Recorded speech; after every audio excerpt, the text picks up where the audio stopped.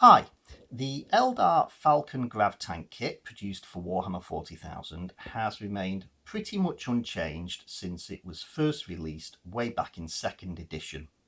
This particular example is actually one of the slightly upgraded versions. You can tell that from the bright lance here as the secondary turret mounted weapon. The original kit you only got the scatter laser and the other weapon options came later, but the general tank remains exactly as it was way back in the early 1990s. However, this wasn't the first Falcon Grav tank that Games Workshop produced, because they did an entirely different design for epic scale. And I have an example of that here, which looks far more like the Swedish S tank. I don't know if that was the inspiration or if it's just a coincidence.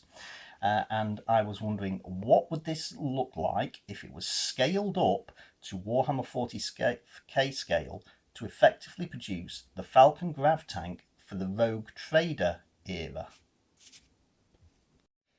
I began, as I always do, by making some sketches of what I wanted the tank to look like. And if I just bring in the actual Games Workshop kit, you'll be able to see that I've scaled it. So I'm producing a vehicle of approximately the same size as the official kit. And then, once I got these sketches done, I was ready to move on to doing something in 3 dimensions. I began with a basic card model just to get the rough shape of the tank in 3 dimensions. And again, I'm sticking with it being roughly the same size as the official kit that you can see here. And you'll notice there's this large section down at the bottom which sort of supports the tank.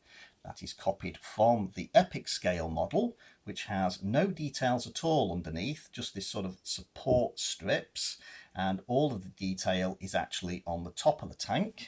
But when placed down like that, it looks like it's hovering. Of course, you can't see anything that is underneath. However, I'm going to be changing that slightly. So this section here, I'm going to be omitting from the next generation model, which will be the plasticard version and will be fully detailed.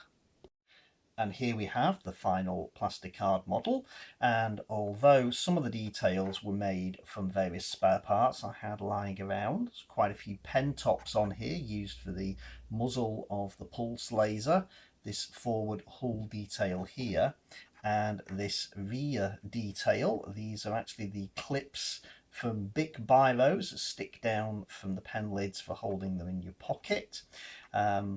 A lot of other details were made using plasticard. All these details along here, which duplicate the edge details on the original epic scale model.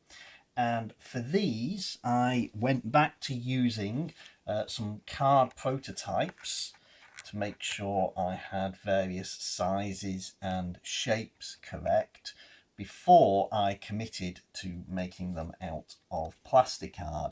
And I'm glad I did, because my first attempt actually had them just a little bit too large. So this is the second set of card pieces I used before I then stuck plasticard onto the model. The cockpits are made from 16mm plastic test tubes.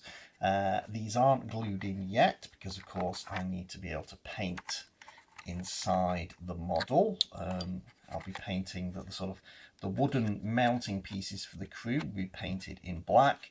The crew are Eldar Guardians from Rogue Trader Vintage. They are metal figures with plastic arms, and I've chopped those at the waist.